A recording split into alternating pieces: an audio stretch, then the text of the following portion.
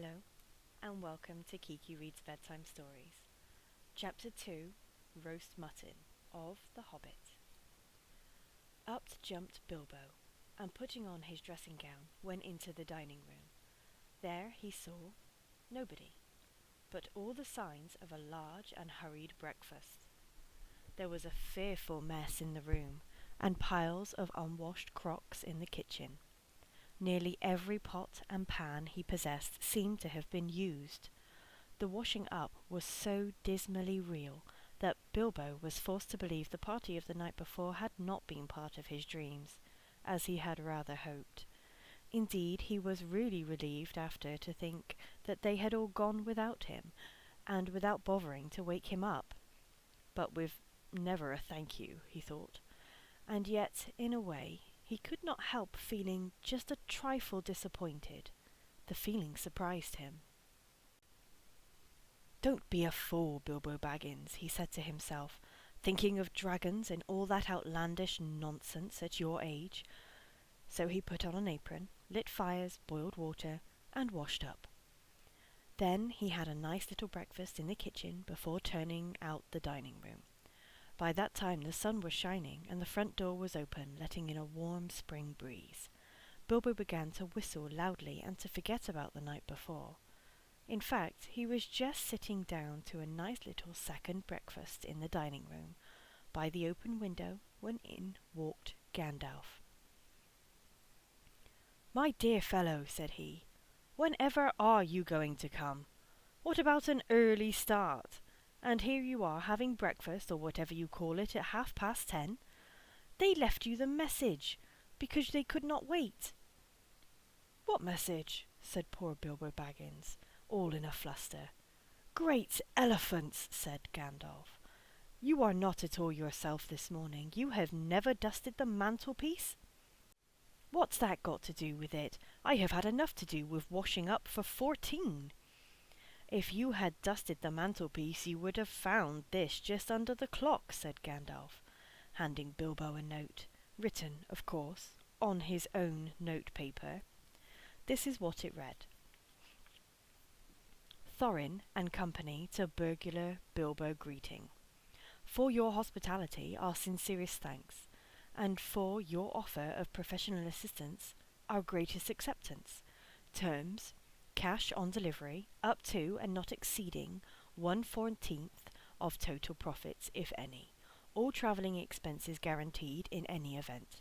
Funeral expenses to be defrayed by us or our representatives if occasion rises and the matter is not otherwise arranged for. Thinking it unnecessary to disturb your esteemed repose, we have proceeded to advance to make requisite preparations, and shall await your respected person at the Green Dragon Inn, Bywater, at 11 a.m. sharp, trusting that you will be punctual. We have the honour to remain yours deeply, Thorin and Co." "That leaves you just 10 minutes. You will have to run," said Gandalf. "But," said Bilbo. "No time for it," said the wizard. "But," said Bilbo again. "No time for that either. Off you go." To the end of his days, Bilbo could never remember how he found himself outside, without a hat, a walking stick, or any money, or anything that he usually took when he went out, leaving his second breakfast half finished and quite unwashed up, pushing his keys into Gandalf's hands, and running as fast as his furry feet could carry him down the lane, past the great mill, across the water, and then on for a mile or more. Very puffed he was when he got to Bywater, just on the stroke of 11, and found he had come without a pocket-handkerchief. "Bravo!" said Balin, who was standing at the inn door looking out for him. Just then all the others came round the corner of the road from the village. They were on ponies, and each pony was slung about with all kinds of baggages, packages, parcels, and paraphernalia. There was a very small pony, apparently, for Bilbo. "Up you two get, and off we go," said Thorin. "I'm awfully sorry," said Bilbo, "but I have come without my hat, and have left my pocket-handkerchief behind, and I haven't got any money. I didn't get your note until 10:45 to be precise." "Don't be precise," said Dwalin, "and don't worry. You will have to manage without pocket-handkerchiefs and a good many other things before you get to the journey's end. As for a hat, I have got a spare hood and a cloak in my luggage." That's how they all came to start, jogging off from the inn one fine morning, just before May, on laden ponies, and Bilbo was wearing a dark green hood, a little weather-stained, and a dark green cloak borrowed from Dwalin.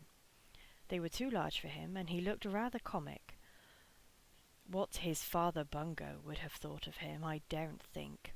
His only comfort was he couldn't be mistaken for a dwarf, as he had no beard. They had not been riding very long when up came Gandalf, very splendid, on a white horse. He had brought a lot of pocket handkerchiefs and Bilbo's pipe and tobacco.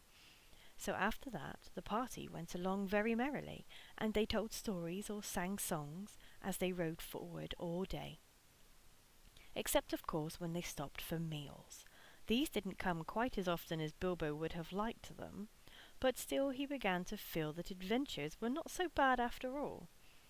At first they had passed through Hobbit lands, a wide respectable country inhabited by decent folk, with good roads, an inn or two, and now and then a dwarf or a farmer ambling by on business. Then they came to lands where people spoke strangely, and sang songs Bilbo had never heard before. Now they had gone on far into the lone lands, where there were no people left, no inns, and the roads grew steadily worse. Not far ahead were dreary hills, rising higher and higher, dark with trees. On some of them were old castles with an evil look, as if they had been built by wicked people. Everything seemed gloomy, for the weather that day had taken a nasty turn. Mostly it had been as good as May can be, even in merry tales, but now it was cold and wet. In the lone lands they had been obliged to camp when they could, but at least it had been dry. "To think it will be June soon," grumbled Bilbo, as he splashed along behind the others in a very muddy track. It was after tea time. It was pouring with rain, and had been all day. His hood was dripping into his eyes, his cloak was full of water, the pony was tired and stumbled on stones. The others were too grumpy to talk. "And I'm sure the rain has got into the dry clothes and into the food bags," thought Bilbo. "Bother burgling and everything to do with it. I wish I was at home in my nice hole by the fire, with the kettle just beginning to sing." It was not the last time that he wished that. Still the dwarves jogged on, never turning round or taking any notice of the hobbit.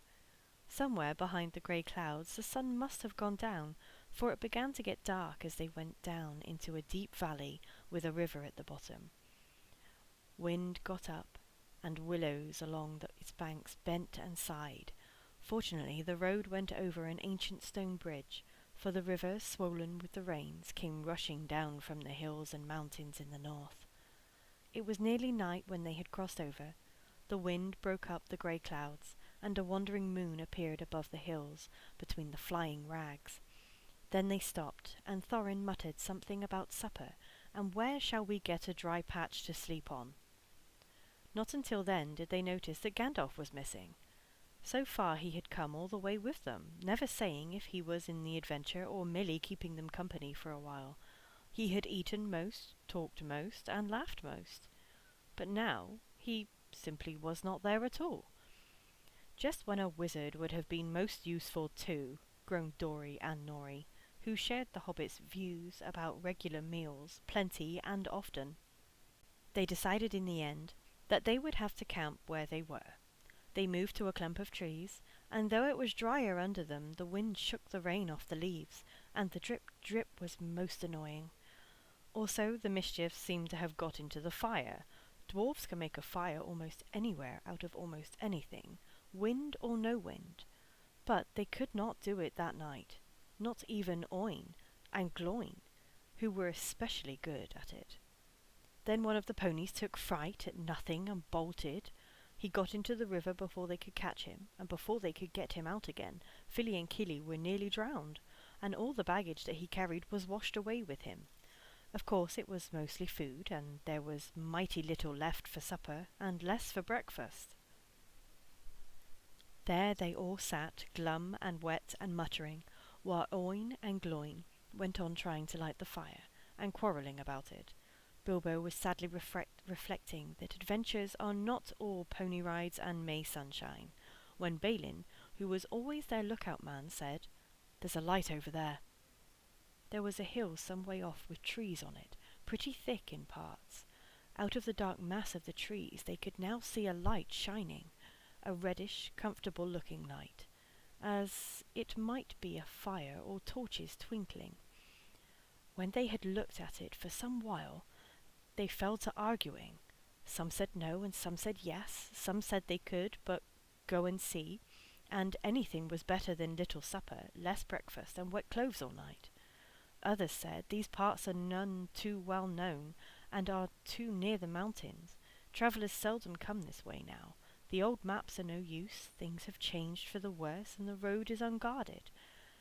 They have seldom even heard of the king round here, and the less inquisitive you are as you go along, the less trouble you are likely to find. Some said, after all, there are 14 of us. Others said, where has Gandalf got to? This remark was repeated by everybody. Then the rain began to pour down worse than ever, and Oin and Gloin began to fight. That settled it. After all, we have got a burglar, they said. And so they made off, leading their horses, with all due and proper caution, in the direction of the light.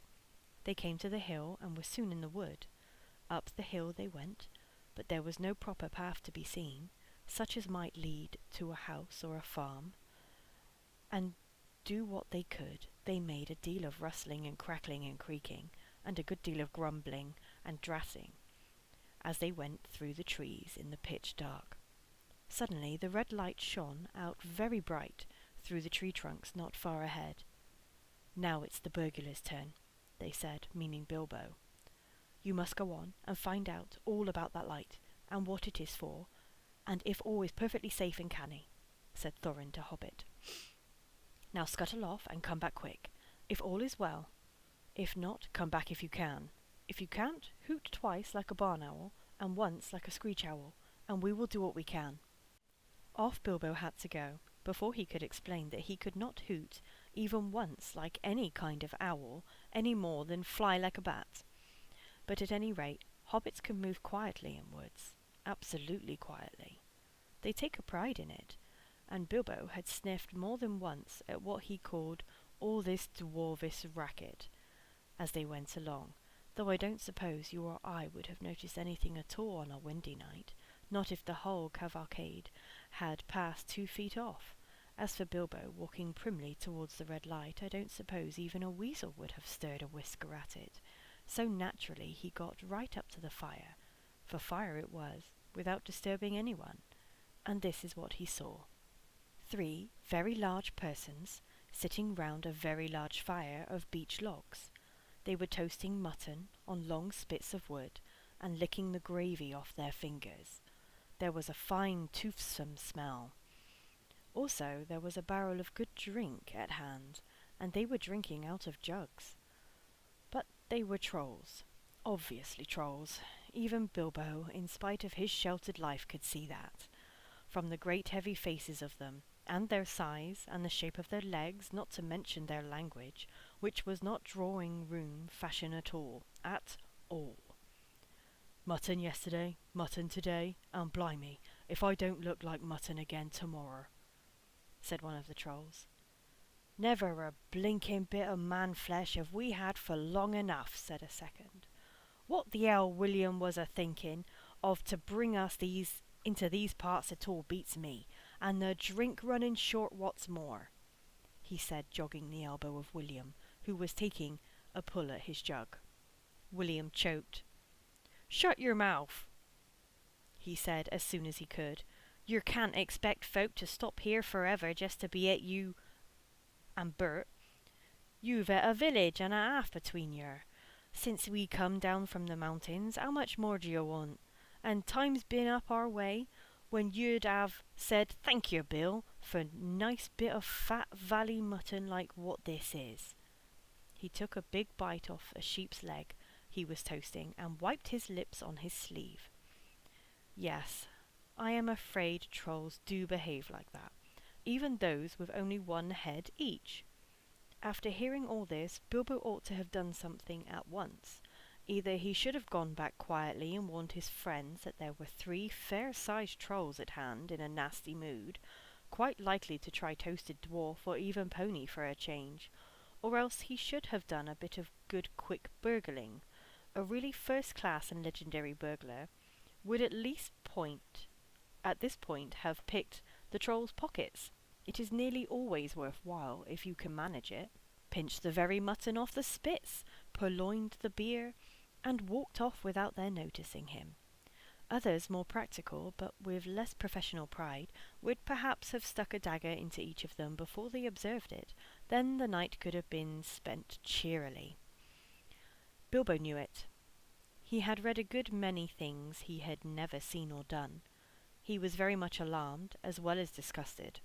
He wished himself 100 miles away, and yet somehow, he could not go straight back to Thorin and company empty-handed. So he stood and hesitated in the shadows. Of the various burglarious proceedings he had heard of, picking the troll's pockets seemed the least difficult. So at last he crept behind a tree just behind William. Bert and Tom went off to the barrel. William was having another drink. Then Bilbo plucked up courage and put his little hand in William's enormous pocket. There was a purse in it, as big as a bag to Bilbo. "Ha!" thought he, warming to his new work as he lifted it carefully out. "This is the beginning." It was. Trolls' purses are the mischief, and this was no exception. "Here, who are you?" it squeaked, and it left the pocket, and William turned around at once and grabbed Bilbo by the neck before he could duck behind the tree. "Blimey, Bert, look what I've copped," said William. "What is it?" said the others, coming up. "Lumme if I knows. What are you?" "Bilbo Baggins, a hobbit," said poor Bilbo, shaking all over and wondering how to make owl noises before they throttled him. "A hobbit?" said they, a bit startled. Trolls are slow in the uptake and mighty suspicious about anything new to them. "What's a hobbit got to do with my pocket anyways?" said William. "And can yer cook 'em?" said Tom. "Yer can try," said Bert, picking up a skewer. "He wouldn't make above a mouthful," said William, who was already had a fine supper. "Not when he was skinned and boned." "P'raps there are more like him around here, and we might make a pie," said Bert. "Here you, are there any more of your sort a sneaking in these here woods, you nasty little rabbit?" said he, looking at the hobbit's furry feet, and he picked him up by the toes and shook him. "Yes, lots," said Bilbo, before he remembered not to give his friends away. "No, none at all, not one," he said immediately afterwards. "What do yer mean?" said Bert, holding him right way up, by the hair this time. "What I say," said Bilbo, gasping, "and please don't cook me, kind sirs. I am a good cook myself, and cook better than I cook, if you see what I mean. I'll cook beautifully for you, a perfectly beautiful breakfast for you, if only you won't have me for supper." "Poor little blighter," said William. He had already had as much supper as he could hold. Also, he had had lots of beer. "Poor little blighter, let him go." "Not till he says what he means by lots and none at all," said Bert. "I don't want to have me throat cut in me sleep. Hold his toes in the fire till he talks." "I won't have it," said William. "I caught him anyway." "You're a fat fool, William," said Bert, "as I've said afore this evening, and you're a lout." "And I won't take that from you, Bill Huggins," says Bert, and put his fist in William's eye. Then there was a gorgeous row. Bilbo had just enough wits left, when Bert dropped him on the ground, to scramble out of the way of their feet, before they were fighting like dogs, and calling one another all sorts of perfectly true and applicable names in very loud voices. Soon they were locked in one another's arms, and rolling nearly into the fire, kicking and thumping, while Tom whacked at them both with a branch to bring them to their senses, and that of course only made them madder than ever. That would have been the time for Bilbo to have left, but his poor little feet had been very squashed in Bert's big paw, and he had no breath in his body, and his head was going round. So there he lay, for a while panting, just outside the circle of firelight. Right in the middle of the fight up came Balin. The dwarfs had heard noises from a distance, and after waiting for some time for Bilbo to come back, or to hoot like an owl, they started off one by one to creep towards the light as quietly as they could. No sooner did Tom see Balin come into the light than he gave an awful howl. Trolls simply detest the very sight of dwarves, uncooked. Bert and Bill stopped fighting immediately, and, "A sack, Tom, quick!" they said, before Balin was wondering where in all this commotion Bilbo was. Knew what was happening. A sack was over his head, and he was down. "There's more to come yet," said Tom, "or I'm mighty mistook. Lots of none at all it is," said he. "No burrer hobbits, but lots of these here dwarves. That's about the shape of it." "I reckon you're right," said Bert, "and we'd best get out of the light." And so they did. With sacks in their hands, that they used for carrying off mutton and other plunder, they waited in the shadows. As each dwarf came up and looked at the fire, and the spilled jugs, and the gnawed mutton, in surprise, pop! Went a nasty smelly sack over his head, and he was down. Soon Dwalin lay by Balin, and Filly and Keely together, and Dory and Nori and Ori all in a heap, and Oin and Gloin and Biffer and Boffer and Bomber piled uncomfortably near the fire. "That'll teach 'em," said Tom, for Biffer and Bomber had given a lot of trouble, and fought like mad, as dwarves will when cornered. Thorin came last, and he was not caught unawares. He came expecting mischief, and didn't need to see his friend's legs sticking out of sacks to tell him that things were not all well. He stood outside of the shadows, some way off, and said, "What's all this trouble? Who has been knocking my people about?" "It's trolls," said Bilbo from behind a tree. They had forgotten all about him. "They're hiding in the bushes, with sacks," said he. "Oh, are they?" said Thorin, and he jumped forward to the fire before they could leap on him. He caught up a big branch all on fire at one end, and Bert got that end in his eye before he could step aside. That put him out of the battle for a bit. Bilbo did his best. He caught hold of Tom's legs as well he could. It was thick as a tree trunk, but he was sent spinning up into the top of some bushes when Tom kicked the sparks up in Thorin's face. Tom got the branch in his teeth for that, and lost one of the front ones. It made him howl, I can tell you. But just at that moment William came up behind and popped a sack right over Thorin's head and down to his toes. And so the fight ended. A nice pickle they were all in now, all neatly tied up in sacks, with 3 angry trolls, and 2 with burns and bashes to remember, sitting by them, arguing whether they should roast them slowly, or mince them fine and boil them, or just sit on them one by one and squash them into jelly. And Bilbo up in a bush, with his clothes and his skin torn, not daring to move for fear they should hear him. It was just then that Gandalf came back, but no one saw him. The trolls had just decided to roast the dwarves now and eat them later. That was Bert's idea, and after a lot of argument they had all agreed to it. "No good roasting 'em now. It'd take all night," said a voice. Bert thought it was William's. "Don't start the argument all over again, Bill," he said, "or it will take all night." "Who's arguing?" said William, who thought it was Bert that had spoken. "You are," said Bert. "You're a liar," said William. And so the argument began all over again. In the end they decided to mince them fine and boil them.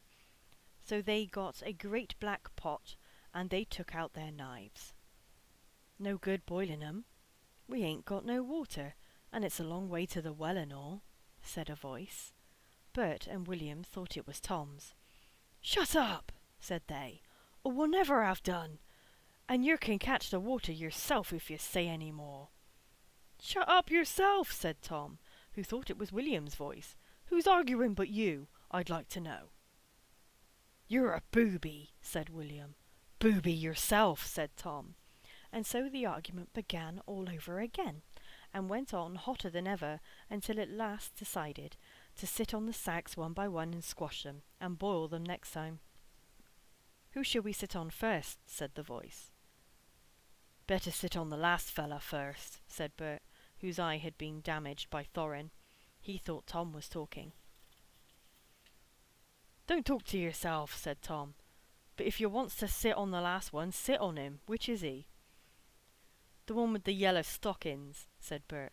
"Nonsense, the one with the grey stockings," said a voice like William's. "I made sure it was yellow," said Bert.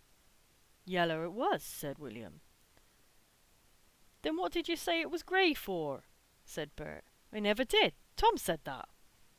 "That I never did," said Tom. "It was you." "2 to 1, so shut your mouth," said Bert. "Who are you a-talking to?" said William. "Now stop it," said Bert and Tom together. "The night's getting on, and dawn comes early. Let's get on with it." "Dawn take you all and be stoned to you," said a voice. It sounded like William's, but it wasn't. For just at that moment the light came over the hill, and there was a mighty twitter in the branches. William never spoke, for he stood turned to stone as he stopped, and Bert and Tom were stuck like rocks as they looked at him. And there they stand to this day, all alone, unless the birds perch on them. For trolls, as you probably know, must be underground before dawn, or they go back to the stuff of the mountains they are made of, and never move again. That is what had happened to Bert and Tom and William. "Excellent," said Gandalf, as he stepped from behind a tree and helped Bilbo to climb down out of a thorn bush. Then Bilbo understood. It was the wizard's voice that had kept the trolls bickering and quarrelling until the light came and made an end of them. The next thing was to untie the sacks and let out the dwarfs. They were nearly suffocated and very annoyed. They had not at all enjoyed lying there listening to the trolls making plans for roasting them and squashing them and mincing them. They had to hear Bilbo's account of what had happened to him twice over before they were satisfied. "Silly time to go practising pinching and pocket-picking," said Bomber, "when what we wanted was fire and food." "And that's just what you wouldn't have got of those fellows without a struggle in any case," said Gandalf.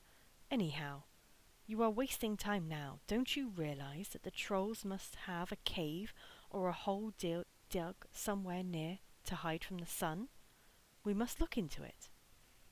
They searched about and soon found the marks of trolls' stony boots going away through the trees.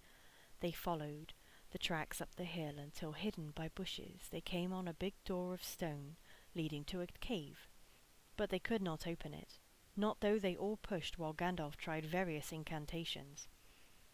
"Would this be any good?" asked Bilbo, when they were getting tired and angry. "I found it on the ground where the trolls had their fight." He held out a largest key.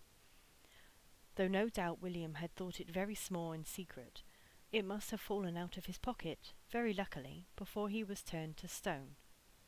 "Why on earth didn't you mention it before?" they cried. Gandalf grabbed it and fitted it into the keyhole.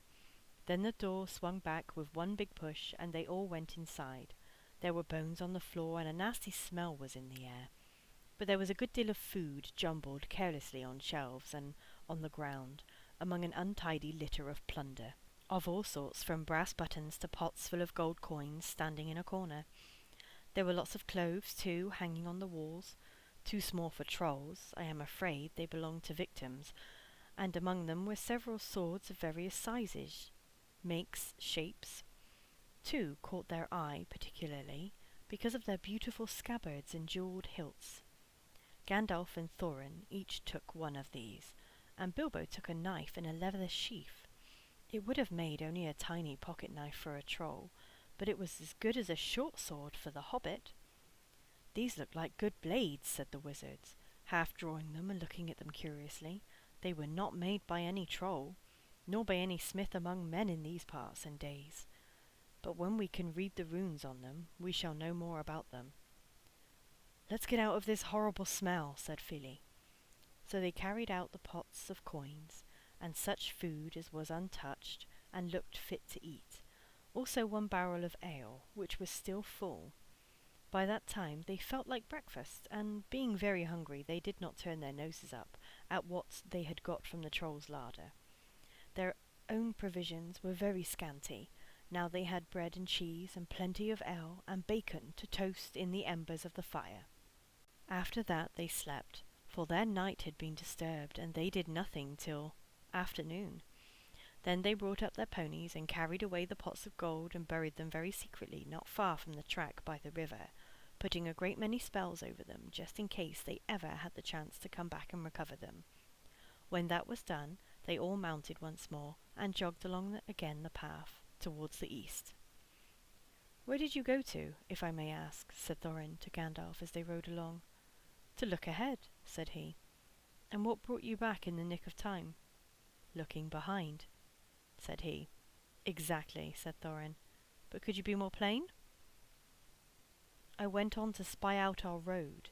It will soon become dangerous and difficult.